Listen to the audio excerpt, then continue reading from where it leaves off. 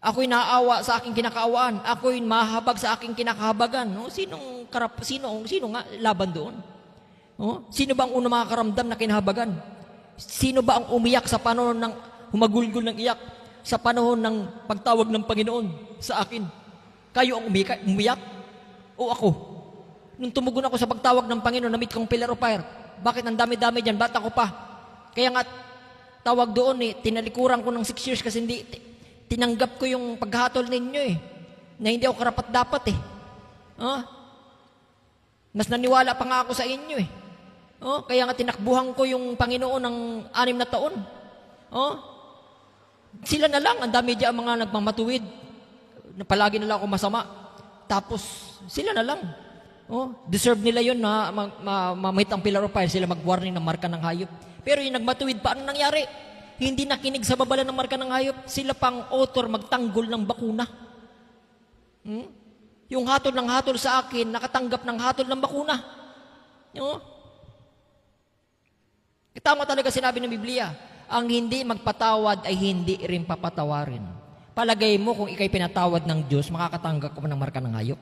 Tanda yun na hindi ka pinatawad ng Diyos kasi nakatanggap ka ng salot. Ang salot, ang bakuna po ng marka ng hayop physically, salot po yan ang sinasabi sa Biblia. Na sinabi sa mga patotot. Ang salitang patotot kasi, pangangalo niya sa Espiritu. Nagkukunwaring nobya, pero hindi naman. May anyo lang kabanalan, pero tinanggihan. Yan po yung pagiging patotot sa Espiritu.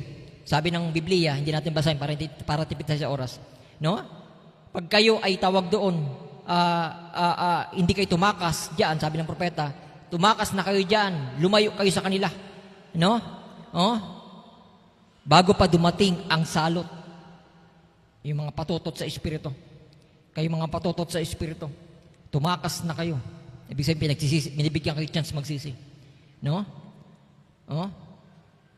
Bago pa kayo maabutan ng salot. Yan.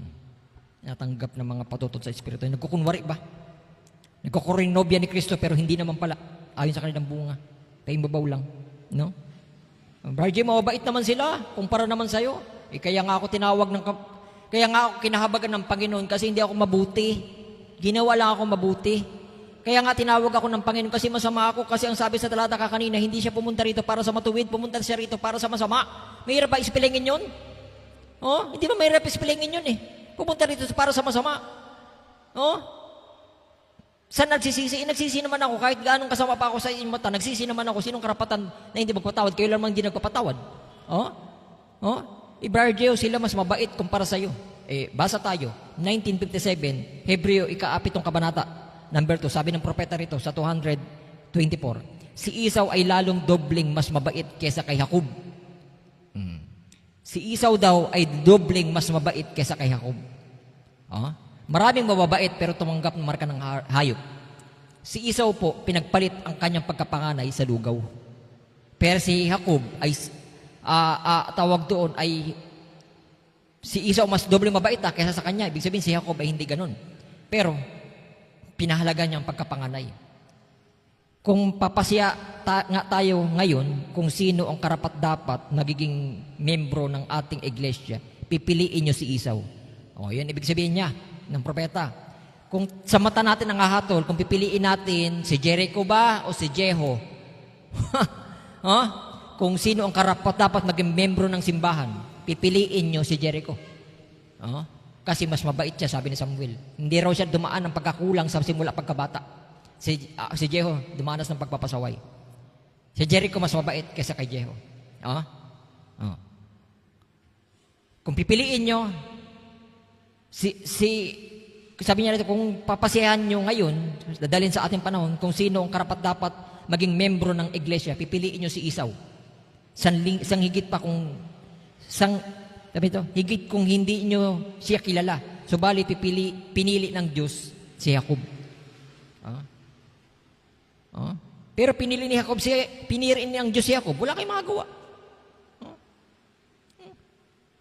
Si Pablo mamamatay tao pero pinili ng Diyos. Wala kayong magagawa. Salbahay ako? Masama ako? Wala kayong magagawa.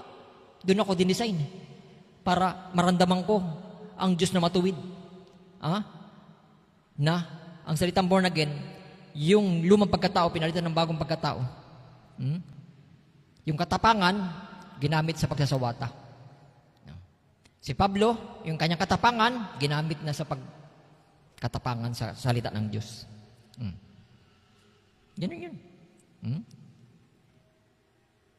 Oh.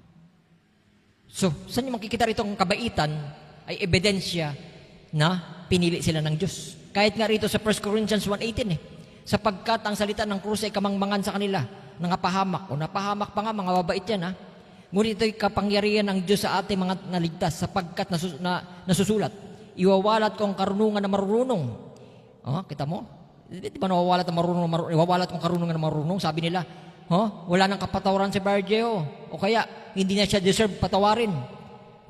Kasi paulit-ulit na nagkakasala. Samantalang 70 times 7 pa nga, kahit gawin ng kapulang kasalanan, patawarin. Ang wala pong kapatawaran, ulitin ko para masaksak niya sa inyong mga pastor kung sinunod sa oras nito ang wala ng kapatawaran, magkasala sa Espiritu. Ulitin ko yan sa inyo. Hindi yung 70 times 7 pa, kahit milyon pa yung magkasala, huwag ka magbibilang. Dahil sa laman pa lang yan nagkasala, sa tao lang, kapatao. Pero ang walang kapatawaran po ay kasalanan sa Espiritu. Kaya yan nangyari, iwawalat kong karunungan na marunong. Yan tuloy, nawalat. Iwawalat kong kabaitan na mababait. Mabait na sila, nagmamarunong sila, mangmang pala sa salita ng Diyos, mababait sila, iwawalat daw mababait na mababait. Saan naroon ang marunong? Wala na. Marunong daw sila sa salita ng Diyos, kaya sila nagdi-discriminate.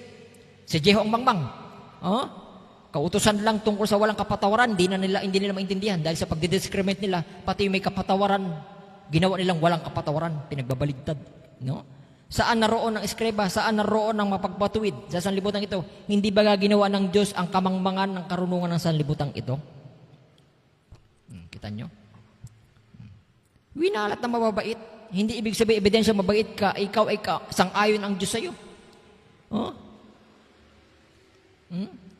Dahil ang gusto ng Panginoon, bagaman salbahe ka, yung Espiritu Santo ay pag dumating sa iyo, siya ang tunay na mabait ang makapanahan sa iyo.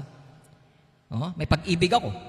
Salbahe man ako sa inyong mata, pero may pag-ibig ako. Ayaw ko nang tatangin ang tao. Hindi ako mabait sa inyo, pero may pag-ibig ako. Sino ang nagpapakita na may pag-ibig sa mga bagay nito? Yung Diyos na sa akin, hindi ako. Kasi kung laman ko lang, ay hindi ko magagawa yan. Kayo, laman nyo man pinapairal nyo. Nagkukunwari kayo mabait, pero wala kayong pag-ibig. Marami akong alam na mababait pero walang pag-ibig. Kasi laman yun. Iba po ang Espiritu Santo sa laman. Kaya pag pinilit nyo, gayahin ang gawa ng Espiritu Santo, mapapagod lang kayo. Ang kailangan nyo po, ipanganak kayo muli kay Kristo. Ika'y bumalik, masasali